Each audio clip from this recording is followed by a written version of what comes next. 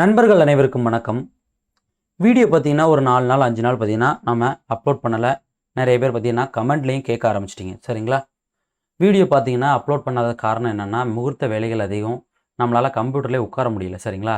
நமக்கு கடையில் இருக்க வேலையே பார்த்தீங்கன்னா ரொம்ப அதிகம். அங்கே முடிச்சுட்டு இங்கே வந்து இதை பார்க்குறதுக்குள்ளே பார்த்தீங்கன்னா டைம் பார்த்தீங்கன்னா நம்மளுக்கு பத்த மாட்டேங்குது. அதனால தான் பார்த்தீங்கன்னா வீடியோ அப்லோட் பண்ண முடியலை. ஆன்லைன் கிளாஸ் பற்றி நாம் சொல்லியிருந்தோம். சரிங்களா? ஆன்லைன் கிளாஸில் நீங்கள் ஜாயின் பண்ணணும் அப்படின்னா நீங்கள் என்ன பண்ணலாம், தாராளமாக நீங்கள் என்னை காண்டாக்ட் பண்ணி நீங்கள் டீட்டெயில் தெரிஞ்சுக்கலாம். டீட்டெயில் தெரிஞ்சுட்டு அதுக்கப்புறம் நீங்கள் ஜாயின் பண்ணிக்கலாம். ஆன்லைன் கிளாஸ் பார்த்தீங்கன்னா நான் ஸ்டார்ட் பண்ணிட்டேன். சரிங்களா? இப்போ இந்த வீடியோவில் எதை பற்றி நம்ம பார்க்க போகிறோம் அப்படின்னு சொல்லி பார்த்தீங்கன்னா, பேனர் டிசைனிங் பார்த்தீங்கன்னா நம்மள நிறைய பேர் பண்ணுவோம். சரிங்களா? அந்த டிசைனிங் CMYK அப்படிங்கக்கூடிய ஃபார்மெட்டில் தான் நம்ம ஒர்க் பண்ணணும். சரிங்களா? RGB அப்படிங்கக்கூடிய ஃபார்மெட்டில் ஒர்க் பண்ணக்கூடாது. பிரிண்டிங் துறையை பொறுத்த வரைக்கும் CMYK அப்படிங்கக்கூடிய ஃபார்மெட்டில் தான் நம்ம ஒர்க்கிங்கே பண்ணணும். சரிங்களா? ஓகே, இந்த CMYK ஃபார்மெட்டில் ஒர்க் பண்ணிவிட்டு கஸ்டமருக்கு இப்போ ஷேர் பண்ணுறாங்க. ஷேர் பண்ணும்போது என்ன ஆகுது அப்படின்னு சொல்லி பார்த்தீங்க அப்படின்னா, கஸ்டமருக்கு ஷேர் பண்ணும்போது அவங்க மொபைல் ஃபோனில் என்ன ஆகுதுன்னா காட்டுறது கலர் கொஞ்சம் டிஃப்ரெண்ட்டாக காட்டுது அப்படின்னு சொல்லி கேட்டிருந்தாங்க. சரிங்களா? இது எல்லாத்தையும் பற்றி நம்ம இப்போ பார்க்க போகிறோம். இப்போ ஃபஸ்ட்டு நான் என்ன பண்ணுறேன், இதில் பார்த்தீங்கன்னா 2 பேனர் டிசைனிங் பார்த்தீங்கன்னா நான் வச்சுருக்கேன். சரிங்களா? இப்போ இந்த 10க்கு 10 அப்படிங்கக்கூடிய இந்த பேனர் டிசைனிங்கை என்னுடைய ஃபோட்டோஷாப்பில் நான் வந்து ஓப்பன் பண்ணிக்கிறேன். ஃபோட்டோஷாப்பில் ஓப்பன் பண்ணிவிட்டு ஃபஸ்ட்டு இது என்ன மோடில் இருக்குது அப்படிங்கிறத நம்ம செக் பண்ணிக்கலாம். சரிங்களா? மோடு எங்கே செக் பண்ணணும் அப்படின்னா, நீங்கள் இமேஜ் இதில் பார்த்தீங்கன்னா மோடுன்னு இருக்கும். இதில் பார்த்தீங்கன்னா எது டிக்கில் இருக்குதுன்னு பாருங்கள். CMYK கலர் அப்படின்ட்டு இருக்குது. சரிங்களா? நான் வந்து CMYKயில் வச்சு தான் இந்த பேனரை டிசைனிங் பண்ணியிருக்கேன். சரிங்களா? ஓகே, இப்போ இதை நான் என்ன பண்ணணும், என்னுடைய கஸ்டமருக்கு ஷேர் பண்ணணும். இப்போ நான் என்ன பண்ணுறேன், Ctrl+Shift+S அப்படின்னு கொடுத்தீங்கன்னா சேவ் ஆஸ் அப்படின்னு கேட்கும். இதில் JPEG அப்படிங்கக்கூடிய ஃபார்மெட் வச்சுட்டு சேவ் அப்படின்னு நான் கொடுக்குறேன். சரிங்களா? இப்போது 12 குவாலிட்டி மேக்ஸிமம் குவாலிட்டி வச்சுட்டு நான் சேவ் அப்படி ஓகே கொடுத்துக்கிறேன். இப்போ நான் வந்து சேவ் பண்ணதை என்ன பண்ண போகிறேன்னா, என்னுடைய கஸ்டமருக்கு நான் வந்து வாட்ஸ்அப்லேயோ இல்லை மெயில்லையோ ஷேர் பண்ணுவேன். இப்போ இது அந்த மொபைலில் வந்து வியூ பார்க்கும்போது எப்படி தெரியும் அப்படிங்கிறத நான் உங்களுக்கு காட்டுறேன். இந்த பிகாஸ் ஆஃப் ஃபோட்டோ வியூவில் பாருங்கள், நான் என்ன பண்ணுறேன், இதே போல தான் எல்லாருக்கும் மொபைலில் காட்டும். CMYK ஃபார்மெட் வந்து என்ன ஆகும்னா மொபைலுக்கு சப்போர்ட் பண்ணாது. சரிங்களா? சரி சார், இதை நாம் எப்படி சால்வ் பண்ணுறது? இப்போ அதே ஃபைலை நீங்கள் என்ன பண்ணுங்கள், ஓப்பன் பண்ணிவிட்டு RGBயாக மாற்றி நீங்கள் அவங்களுக்கு அனுப்பணும். இதை நான் என்ன பண்ணுறேன், இந்த ப்ரூஃப் அனுப்புகிறீங்க பார்த்தீங்களா, அதாவது கஸ்டமர் பார்க்கணும் அப்படிங்கும்போது ப்ரூஃப் அனுப்புகிறீங்களா, அதை மட்டும் நீங்கள் என்ன பண்ணுங்கள், RGBயாக மாற்றி அனுப்புங்க. சரிங்களா? இப்போ இது கஸ்டமர் எனக்கு பார்க்கணும் அப்படின்னு வச்சுங்களேன், நான் இதை என்ன பண்ணுவேன், RGB அப்படிங்கக்கூடிய மோடுக்கு மாற்றிடுவேன். நீங்கள் RGBலேருந்து CMYK மாற்றும் போது கலர் டிஃப்ரென்ஸ் இருக்கும். ஆனால் CMYKலேருந்து RGB மாற்றும் போது எந்த ஒரு கலருமே உங்களுக்கு சேஞ்சஸ் ஆகாது. இப்போ இதை என்ன பண்ணுறேன், ப்ரூஃப் அப்படின்னு போட்டு நான் வந்து சேவ் பண்ணிடுறேன். இப்போ ஒரு ஃபார்மெட்டு RGBலேயும் ஒரு ஃபார்மெட்டு CMYKலேயும் நான் சேவ் பண்ணியிருக்கேன். இப்போ இந்த CMYKல இருக்குது பார்த்தீங்களா, இதை ஃபஸ்ட் நான் என்ன பண்ணுறேன், வியூ பண்ணி பார்க்குறேன். இது எனக்கு எப்படி தெரியுது, ரொம்ப பார்த்தீங்கன்னா கலர் ஒரு டிஃப்ரெண்ட்டாக தெரியுது. இதே நான் என்ன பண்ணுறேன், RGBயில் சேவ் பண்ணதை பார்க்குறேன். இங்கே பாருங்கள், ப்ரூஃப் அப்படின்னு இருக்குது. இது எனக்கு என்ன ஆகுது, என்னுடைய டிசைனிங்கில் என்ன இருந்ததோ அது அப்படியே இதில் இருக்குது. சரிங்களா? இவ்வளோ தான். நீங்கள் ப்ரூஃப் அனுப்பும்போது மட்டும் இந்த மாதிரி பண்ணணும். சில பேர் இப்போ நாம் வந்து RGBயில் ஒர்க் பண்ணியிருப்போம். இப்போ உதாரணத்துக்கு இந்த பேனர் டிசைனிங்கை என்ன பண்ணுறேன், ஓப்பன் பண்ணிக்கிறேன். இது வந்து நான் என்ன பண்ணியிருக்கேன், RGBயில் ஒர்க் பண்ணியிருக்கேன். இமேஜ் மோடில் பார்த்தீங்கன்னா RGB அப்படிங்கக்கூடிய மோடு இருக்குது. சரிங்களா? ஓகே, இப்போ இதை நாம் அனுப்புகிறோன்னு வச்சுங்களேன், இதை வந்து நார்மலாக இது RGBலே தான் இருக்குது, நம்ம வந்து எதுக்குமே மாற்றண்டாம், அப்படியே அனுப்பிடுவோம். ஆனால் பிரிண்ட் அடிக்கும்போது என்ன பண்ணுவாங்க அப்படின்னு சொல்லி பார்த்தீங்கன்னா CMYKக்கு மாற்றுவாங்க. உங்கள் கீபோர்டில் Ctrl+Y அப்படின்னு நீங்கள் கொடுத்தீங்கன்னா கலர் வந்து உங்களுக்கு கட் ஆகிறது தெரியும். பிக்சர் நல்லா ஜூம் பண்ணிக்கிறேன். Ctrl+Y அப்படின்னு கொடுத்தீங்கன்னா இங்கே CMYKன்னு வரும். மேலே பாருங்கள், டாப்பில் நல்லா கவனமாக பாருங்கள், CMYKன்னு வரும். சரிங்களா? Ctrl+Y கொடுங்க, உங்களுக்கு CMYK இந்த பிரிண்டிங்கில் உங்களுக்கு எப்படி வருமோ அதை அப்படியே இங்கே காமிச்சிடும். சரிங்களா? இவ்வளோ தான். இப்போ நாம் இதை எப்படி தான் ஒர்க் பண்ணுறது, எப்படி தான் நம்ம பிரிண்ட் அடிக்கிறது அப்படிங்கிறத பார்க்கலாம். சரிங்களா? நீங்கள் நல்லா கவனமாக தெரிஞ்சுக்கணும். கஸ்டமருக்கு ப்ரூஃப் அனுப்பும்போது மட்டும் RGBக்கு மாற்றி அவங்களுக்கு அனுப்புங்க. மற்றபடி உங்கள் ஒர்க்கிங் எல்லாமே நீங்கள் CMYKல பண்ணுங்கள். சரிங்களா? சரி, இப்போ நான் என்ன பண்ணுறேன், இந்த பேனரை சாம்பிளுக்கு எடுத்துக்கிறேன். சரிங்களா? இந்த CMYKல ஒர்க் பண்ணும்போது ஒரு பெனிஃபிட் என்ன அப்படின்னு சொல்லி பார்த்தீங்கன்னு வச்சுங்களேன், இப்போது இது CMYKல, இது வந்து RGBயில் இருக்குது. இந்த பேனர் டிசைனிங் ஒரு CMYKல இருக்குது. சரிங்களா? இதில் வந்து கலர் வந்து உங்களுக்கு டிஃப்ரென்ஸ் இருக்கும். இப்போ பாருங்கள், இந்த டெக்ஸ்ட்டுக்கான கலர் நான் வந்து இங்கே டபுள் கிளிக் பண்ணுறேன். கலர் ஓவர்லே அப்படிங்கிறத எடுத்துக்கிறேன். இதை ஒரு கிளிக் பண்ணுறேன். இப்போ இது CMYK ஃபார்மெட்டு. இது என்ன பண்ணும், கர்சர் கரெக்டாக நிற்கிறது இந்த சியில் தான் நிற்கும், சியானில். CMYK அப்படின்னு இருக்கா.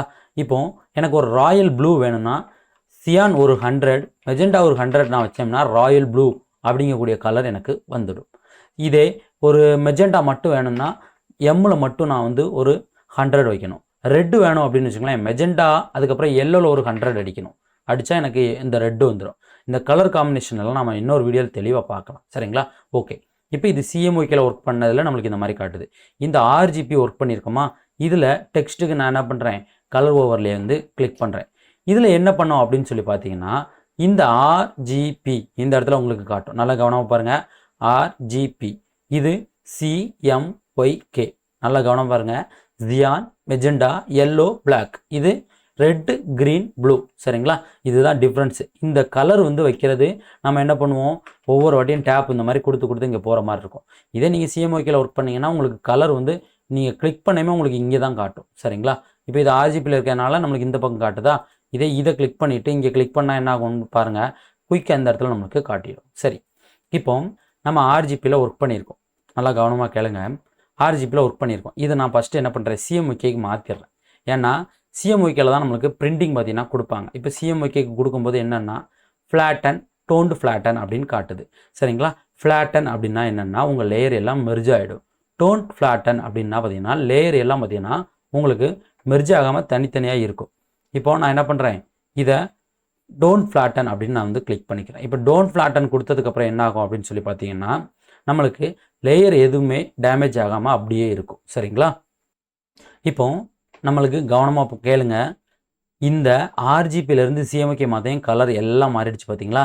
இந்த லைட்டு எஃபெக்ட் கூட நம்மளுக்கு என்ன ஆயிடுச்சு, ரொம்ப ஒரு மாதிரி பார்த்தீங்கன்னா மாறிடுச்சு. சரிங்களா? இந்த லைட் எஃபெக்ட்லாம் நம்ம என்ன பண்ணணும், திரும்ப நம்ம வைக்கிற மாதிரி இருக்கும். சரிங்களா? திரும்ப வைக்கிற மாதிரி இருக்கும். இப்போ நான் லைட் எஃபெக்ட்டை மட்டும் என்ன பண்ணுறேன், நான் வந்து டெலீட் பண்ணிக்கிறேன். சரிங்களா? லைட் எஃபெக்ட்டை மட்டும் என்ன பண்ணுறேன், டெலீட் பண்ணிக்கிறேன்.